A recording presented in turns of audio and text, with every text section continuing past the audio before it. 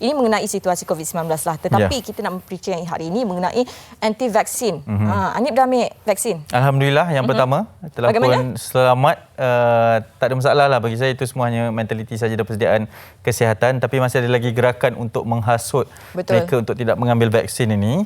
Banyak gerakan-gerakan di media sosial terutamanya yang menghasut orang ramai supaya tidak mengambil vaksin, kerana kita tahu bahawa kerajaan telah memperuntukkan bajet yang begitu besar pada Belanjawan 2021 untuk peruntukan mendapatkan bekalan vaksin untuk rakyat. Dan kalaulah gerakan ini terus-terusan menghasut, bagaimana untuk kita mencapai imuniti kelompok ini tidak akan tercapai jika masih wujudnya gerakan-gerakan anti vaksin ini. Dan hari ini untuk kita memperincikan, kita nak tahu apa antara tindakan undang-undang yang bakal dikenakan kepada mereka si penghasut anti vaksin ini. Kita akan bersama dengan seorang Peguam Am iaitu Puan Nur Zabita Muhammad Nur yang sudah bersedia di panggilan video sekarang ni. Assalamualaikum. Waalaikumsalam. Selamat pagi Puan. Selamat pagi. Okey, baik Puan. Bercakap mengenai penghasut anti-vaksin ini ataupun golongan yang menolak vaksin ini, Puan. Kalau kita lihatkan sekarang ni di zaman media sosial, ramai orang bebas menulis apa sahaja pendapat mereka di media sosial sebagainya, di Facebook, Instagram, Twitter. Jadi kadang-kadang apabila kita menulis tu kita tak sedar, kadang-kadang keterlaluan. Ada itu cara penulisan itu menjurus ke arah penghasutan untuk kita menolak sesuatu benda. Contohnya sekarang isu vaksin. Jadi apakah sebenarnya secara asasnya, adakah apa-apa tindakan undang-undang yang diperuntukkan terhadap mereka yang menulis secara membuta tuli ini? Bagi penulisan-penulisan yang membentuk hasutan yang menyebabkan ketakutan begini, sangat mengganggu proses kelancaran kerajaan untuk meneruskan vaksin. Jadi misalnya kita tengok Majlis Perbandaran Raut, dia ada semalam dinaikkan di dalam Facebooknya bagaimana mereka pergi dari rumah ke rumah untuk mendapatkan pendaftaran. Sebab kadar pendaftaran tu kalau kita lihat di dalam laman web vaksincovid.government.my ni, ada ratusannya pendaftaran tu masih rendah.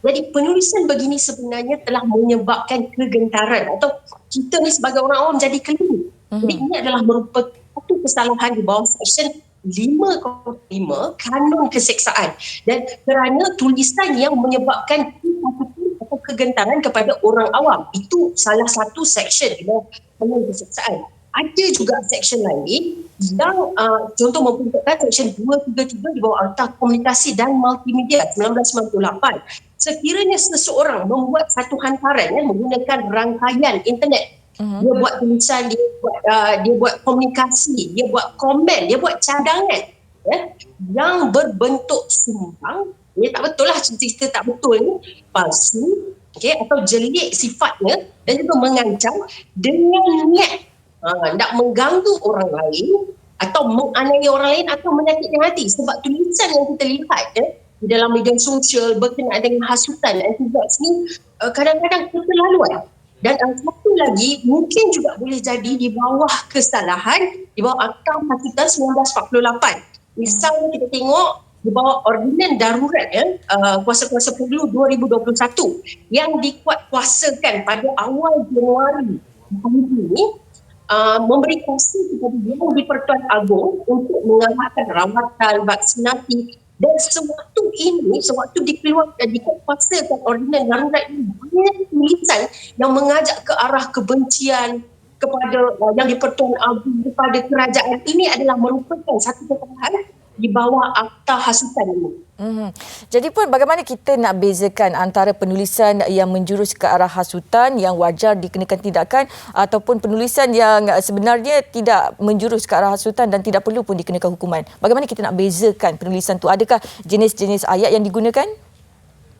Begini, hasutan ni kalau kita tengok bila orang baca tu kita rasa mengajak ke arah kebencian, kita rasa tak suka, kita rasa marah, dan berita-berita ini sekiranya macam kita lihat kadang-kadang tak ada asas pun apa yang ditulis itu. Misalnya di bawah Seksyen 505 ni dia ada tulis barang siapa yang membuat, menerbitkan atau mengedarkan kenyataan atau khabar berita yang palsu. Kalau kita baca ni, berita tak palsu ni contohnya kita dapat daripada sumber sahih. Contoh kita nak buat penulisan berkenaan dengan ada pendaftaran baru. Kita dapatkan berita itu daripada contoh laman web KKM ataupun laman web vaksin COVID.gov.my tadi. Jadi kita keluarkan berita itu berasaskan sumber sahih. Tetapi kadang-kadang ada orang yang buat contoh berita ada pengumuman daripada Perdana Menteri. Tiba-tiba bila dah disebarkan petang sikit kita dapat tahu daripada sebenarnya.my, oh ini berita palsu. Jadi berita palsu ini apabila ianya tidak sahih, yang direka-reka dibuat untuk mendatangkan ketakutan, okey, dan juga untuk menyusahkan orang awam atau mengelirukan. Okey, baik Puan, itu kepada si penulis. Jadi bagaimana? Adakah hukuman sama akan dikenakan kepada mereka yang menyebarkan maklumat? Contohnya kalau kadang-kadang kan kita dapat mesej berangkai di WhatsApp dan sebagainya, kita sebarkan forward kepada setiap orang, setiap kenalan kita. Adakah perbuatan sebegitu, tindakan undang-undang yang sama seperti dikenakan kepada penulis akan dikenakan kepada mereka yang menyebarkan itu?